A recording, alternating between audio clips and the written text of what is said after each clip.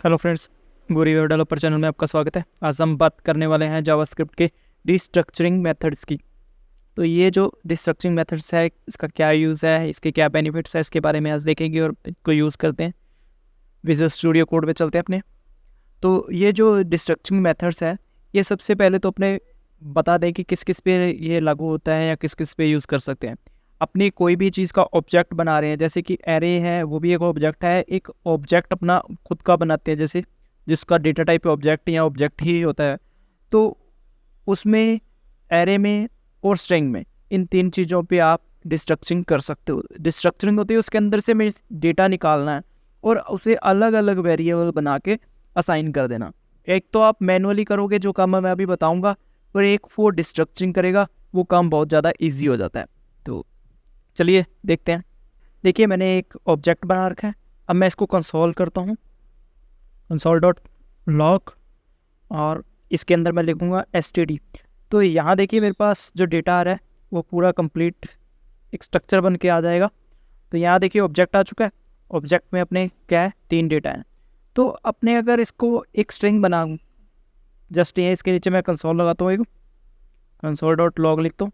इसके अंदर मेरे को एक स्ट्रिंग बनानी है। मैं बना रहा हूँ माई नेम इज़। अब मेरे को दूसरा जो नेम है वो प्रिंट करवाना है, तो मैं यहाँ प्लस लिख सकता हूँ या कोमा भी लगा सकता हूँ। तो मैं कोमा लगा देता हूँ, std डॉट नेम ये लिखना होगा। फिर कोमा लगाता हूँ। कोमा लगाने के बाद अब मैं लिखता हूँ माई एज। मेरे को ये स्ट्रिंग में देना है, तो मैं यहाँ स्ट्रिंग में शुरू कर देता हूँ, माई एज इज़। ठीक है, और यहाँ मैं लिख देता हूँ कोमा लगा के std डॉट एज। तो यहाँ देखो मेरे को किस प्रकार एक्सेस करना पड़ रहा है। सही से प्रिंट हो रहा है, पर मैं यूज़ कर पा रहा हूँ। दिक्कत यहाँ है क्या है कि बार बार मुझे std लगाना पड़ रहा है। तो मैं एक ऐसा काम कर सकता हूँ कि यहाँ मैं एक वेरिएबल बना सकता हूँ इस प्रकार, नेम नाम का एक वेरिएबल। तो मैं उसको क्या करूँगा, यहाँ डिक्लेयर करूँगा नेम नाम का वेरिएबल। उसके आगे क्या लिखूँगा, इस प्रकार। तो यहाँ मैं एज नाम का एक वेरिएबल बना देता हूँ और इसको भी मैं क्या यूज़ करूँगा, वहाँ यूज़ कर लूँगा। तो ये देखिए, यहाँ मैं एज नाम का एक वेरिएबल बना है, तो उसमें वैल्यू क्या डाल देता हूँ, std डॉट एज। तो ये भी मेरा नॉर्मल काम करेगा। ठीक है, ये तो हो गया नॉर्मल मेथड। यहाँ मान लो मैंने 2 ही वेरिएबल लिए। आपके पास 10 वेरिएबल हो तो क्या करोगे, ऐसे डॉट लगा लगा के 10 बार लिखोगे? नहीं, इसके लिए एक नया मेथड आ चुका है, डिस्ट्रक्चरिंग। तो अपने इसकी डिस्ट्रक्चरिंग करते हैं। तो सबसे पहले ये ऑब्जेक्ट है, जिस प्रकार का ऑब्जेक्ट है उसी प्रकार के आपको ये सिंबल लगाने हैं। तो आपको क्या चाहिए, नेम, और क्या चाहिए, एज। इक्वल लगाओ, किस में से निकालना है, std में से। बस इतना ही लिखना है आपको। देखिए यहाँ मुझे एक एरर बता रहा है, क्योंकि यहाँ इसके लिए कंपलसरी है कि इससे पहले इसका ब्लॉक टाइप डिक्लेयर करना पड़ेगा। तो मैं या वेयर या लेट ऐसा कुछ लिखना पड़ेगा। तो ऐसा लिखते ही मैं अब अगर प्रोग्राम चेक करूँगा तो मेरा इजीली रन करता होगा और सेम आउटपुट मिल रहा है। अब ऑब्जेक्ट में से मैंने क्या निकाल दिया, std में से नेम और एज। इस प्रकार अपने क्या कर सकते हैं, नेम और एज को निकाल सकते हैं और यूज़ कर सकते हैं। ये याद रखना है कि जो नाम यहाँ वेरिएबल में रख रहे हो वो सेम नाम यहाँ ऑब्जेक्ट में बनाते टाइम लिखे होने चाहिए। तो ऐसे ही मैं अगर एड्रेस लिखता हूँ तो मैं यहाँ से एड्रेस निकाल लिया और कॉमा लगा के इसके बाद मैं एड्रेस भी प्रिंट करवा ही देता हूँ। तो अब देखिए मैं एड्रेस भी प्रिंट करवा सकता हूँ। ठीक है, यहाँ देखिए एड्रेस भी प्रिंट हो रहा है। तो ये था डिस्ट्रक्चरिंग। अब इसके बारे में और जानते हैं।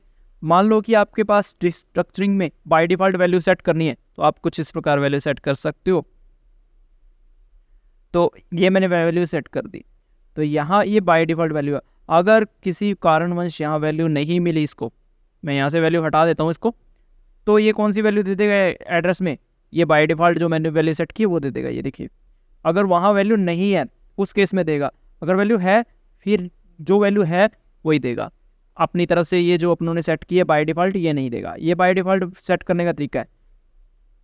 अब मान लो कि आपको नेम की जगह आपको लिखना है यहाँ फुल नेम, तो आपने तो लिख नहीं सकते क्योंकि यहाँ क्या नाम है, नेम है। तो यहाँ भी नेम लिखना है, नहीं, इसका नाम चेंज हो सकता है। कैसे, कॉलन लगाओ और उसके बाद जो नया नाम रखना है वो दे दो। तो मैं लिख देता हूँ फुल नेम। अब मैं अगर इसको बिना नेम चेंज किया ऐसे रन करता हूँ तो यहाँ देखिए राम मिल रहा है। अगर मैं यहाँ फुल नेम से इसको एक्सेस करूँ तो यहाँ देखिए फुल नेम, अब यहाँ चेक करिए तो भी मुझे क्या है, इसका आउटपुट सही से मिल रहा है। मैं दोनों नाम से अब एक्सेस कर पाऊँगा। मैंने इसका नाम बदल के ये भी रख दिया। इस प्रकार अपने नाम बदल सकते हैं, बाय डिफ़ॉल्ट वैल्यू रख सकते हैं, किस में से कौन सा डेटा निकालना है वो डेटा निकाल सकते हैं। ये था डिस्ट्रक्चरिंग। आपने ये जो नेम, एज और एड्रेस रखा है, इसके सीक्वेंस का ध्यान रखने की कोई ज़रूरत नहीं है। आप इसको आगे पीछे भी लिख सकते हो, आप नेम को लास्ट में कर सकते हो, इसको आगे कर सकते हो, इसका कोई मतलब नहीं रहेगा। अब अपने डिस्ट्रक्चरिंग और किसी चीज़ की भी करके देखते हैं। तो मैं इसको एक बार हटा देता हूँ जो अपनों ने मैसेज बनाया था, और यहाँ मैं एक वेरिएबल में मैं एक स्ट्रिंग स्टोर करवा देता हूँ, ABCD, सिर्फ 4 वेरिएबल में यहाँ 4 लिख रहा हूँ। और इसकी डिस्ट्रक्चरिंग करेंगे, मैं A1, B1, ये 2 वेरिएबल लिए हैं, कोई भी नाम के ले सकते थे आप। तो अब मैं यहाँ एक आउटपुट दिखाता हूँ। तो मेरे पास ये पूरा आ रहा है क्योंकि मैंने क्या कर रखा है, std को प्रिंट। अब मैंने डिस्ट्रक्चरिंग की है तो मैं उस वेरिएबल को प्रिंट करवाता हूँ। A1 अगर मैं प्रिंट करवाता हूँ तो मुझे क्या मिलने वाला है, अनडिफाइन इसीलिए मिल रहा है क्योंकि मैंने ऑब्जेक्ट वाले जो करली ब्रैकेट्स हैं वो यूज़ कर रखे हैं। अब मेरे को एरे वाले ब्रैकेट्स यूज़ करने हैं क्योंकि अब जो इसके अंदर डेटा स्टोर होता है वो इंडेक्सिंग भी होता है, एरे में भी कौन सा डेटा होता है, इंडेक्सिंग। तो यहाँ मेरे को इंडेक्सिंग यूज़ करना है। तो अब देखिए इसकी वैल्यू A आ रही है, बी में क्या स्टोर हो जाएगा, ये वाला बी स्टोर, मतलब सेकंड वैल्यू। अब इंडेक्सिंग के हिसाब से वैल्यू स्टोर होगी। अगर मैं यहाँ कोई भी नाम रख देता हूँ BH तो मैं यहाँ BKH ये लिखता हूँ तो इसमें बी स्टोर हो चुका है। ये कहाँ से स्टोर हुआ, स्ट्रिंग से ऑटोमेटिकली स्ट्रक्चर हो गया। पहले नंबर का वेरिएबल, फिर दूसरे नंबर का, तीसरे नंबर का, हर एक इंडेक्सिंग 0, 1, 2 इस प्रकार इंडेक्सिंग है। तो जितने आप वेरिएबल बनाते जाओगे उतने ये बन जाएंगे। अब ये तो था स्ट्रिंग की अपने को जरूरत नहीं पड़ती, अपने को एरे की जरूरत पड़ती है। तो मैं यहाँ लिखता हूँ, तो यहाँ मैंने कुछ रिकॉर्ड रखे हैं, तो ये मेरे पास एक एरे बन गया है। अब यहाँ मेरे को वेरिएबल बनाना है, F1 मतलब फ्रूट 1, F2 फ्रूट 2, F3। तो मैंने 3 तक ही लिए हैं, तो 4 नंबर मैंने छोड़ दिया। अब मैं यहाँ अगर F1 की वैल्यू चेक करूँगा तो F1 में क्या आएगा, एप्पल आएगा, ऑटोमेटिकली डिस्ट्रक्चरिंग हो गया। F3 चेक करता हूँ तो मेरे को ऑरेंज मिलेगा। F4 है नहीं, अगर मैं फिर भी लगा रहा हूँ तो अनडिफाइन मिलने वाला है, वो तो कोई इशू नहीं है क्योंकि मैंने वेरिएबल डिक्लेयर नहीं किया। अब बात करते हैं कि अगर मैं चाहूँ ऐसा भी कर सकता हूँ कि मैंने एक डेटा निकाल लिया, इसको किसी भी नाम से एक्सेस कर सकता हूँ, कोई भी बाय डिफ़ॉल्ट वैल्यू रख सकता हूँ। बट मैं चाहता हूँ कि इसके बाद एक वेरिएबल बनाऊँ, उसमें सारा का सारा डेटा स्टोर हो जाए जो बचा हुआ है। F1 मैंने निकाल लिया, उसमें एप्पल आ गया, एप्पल के बाद जो डेटा बचा है वो किसी एक वेरिएबल में स्टोर हो जाए सारा का सारा। तो उसके लिए मेरे को यहाँ एक वेरिएबल बना लेना है। मैं RS नाम से वेरिएबल बना लेता हूँ, इसके आगे मेरे को ट्रिपल डॉट लगाने हैं, तो इसके अंदर सारे डेटा स्टोर हो जाएगा। अब मैं पहले एप्पल प्रिंट करवा के दिखाता हूँ। यहाँ मैं लिखता हूँ F1 एप्पल प्रिंट हो रहा है। अगर मैं RES प्रिंट करूँ, क्योंकि मैंने उसके आगे ट्रिपल डॉट लगाए तो वो देखिए डाटा लग रहा है, एप्पल को छोड़ के बाकी सारे डेटा आ रहे हैं क्योंकि एप्पल को मैंने पहले ही एक वेरिएबल में स्टोर करवा लिया, बाकी जो रहे हैं वो RS में आ गए। ये तो था 0, 1, 2 ऑटोमेटिकली ले रहा है वैल्यू, 0 नंबर पहले वाली है, बाकी जो रहे हुए हैं वो रेस्ट में आ चुकी है, इसमें RS में आ चुकी है। अगर बात करता हूँ मेरे को इंडेक्सिंग नंबर देकर डिस्ट्रक्चरिंग करनी है तो कैसे कर सकता हूँ, तो सबसे पहले मैं यहाँ करली ब्रैकेट्स लगाऊंगा और उसके अंदर मैं एक एरे बनाऊंगा। एरे के अंदर मैं पोजीशन लिखूंगा, मेरे को 2 नंबर वैल्यू चाहिए, किस नाम से चाहिए, मैं कह रहा हूँ F1 में दे दो। तो यहाँ अगर मैं F1 को चेक करूँगा तो मेरे 2 नंबर इंडेक्सिंग में जो वैल्यू है वो मुझे मिलेगी। तो यहाँ देखिए ऑरेंज मिल रही है 2 नंबर इंडेक्सिंग वाली।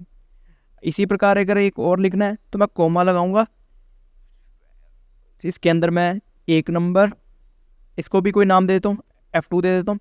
तो यहाँ अगर कोमा लगा के मैं दोनों वैल्यू चेक करता हूँ, कोमा F2, तो यहाँ देखिए डिस्ट्रक्चरिंग हो चुकी है। तो ये था डिस्ट्रक्चरिंग करने का मेथड, तरीका। अपने किस प्रकार एरे में डिस्ट्रक्चरिंग कर सकते हैं, किस प्रकार अपने ऑब्जेक्ट में कर सकते हैं स्ट्रिंग की डिस्ट्रक्चरिंग। बस इतना ध्यान रखें कि एरे और ऑब्जेक्ट इन दोनों की डिस्ट्रक्चरिंग आपको अच्छे से आनी चाहिए। स्ट्रिंग का कोई मतलब नहीं है, डिस्ट्रेस्टिंग करने का, बट हो जाती है, ये अलग मेथड है, ठीक है। बट सबसे ज़्यादा आपको ध्यान देना है वो ऑब्जेक्ट पर देना है। करली ब्रैकेट्स वाला जो बना रहे हैं जिसके अंदर नेम, फादर नेम, एज, ये चीज़ की डिस्ट्रक्चरिंग की ज़रूरत बहुत पड़ती है, क्योंकि अपने पास एक बड़ा सारा डेटा हो सकता है, उसमें से डिस्ट्रक्चरिंग करके अपने कुछ डेटा को निकाल सकते हैं एक ही लाइन में। आपको मल्टीपल लाइन का काम करना नहीं पड़ेगा, क्योंकि कोड कुछ इस प्रकार का है।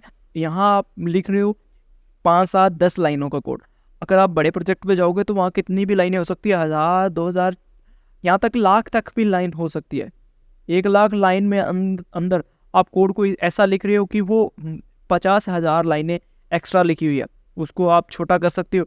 तो वहाँ क्या है, स्पीड का इशू बहुत रहेगा, स्टोरेज जो इसकी यूज़ हो रही है, प्रोसेसिंग की जो यूज़ हो रहा है, ये सब चीज़ का ध्यान दिया जाएगा। अब वहाँ आप अगर इस प्रकार का कोड यूज़ करोगे तो स्पीड का बहुत बढ़िया रिजल्ट आपको मिलेगा, क्योंकि आपने जो 1 लाख का कोड था वो 50,000 में कंप्लीट कर दिया। 50% आपकी मेमोरी जो है वो फ्री हो चुकी है। इस प्रकार आपको ध्यान देना है भी कौन कौन से तरीके जो है जावास्क्रिप्ट में पावरफुल बनाते हैं। तो ये जो मेथड है ये नया ही आया है। ठीक है गाइस, मिलते हैं नेक्स्ट वीडियो में। Bye bye.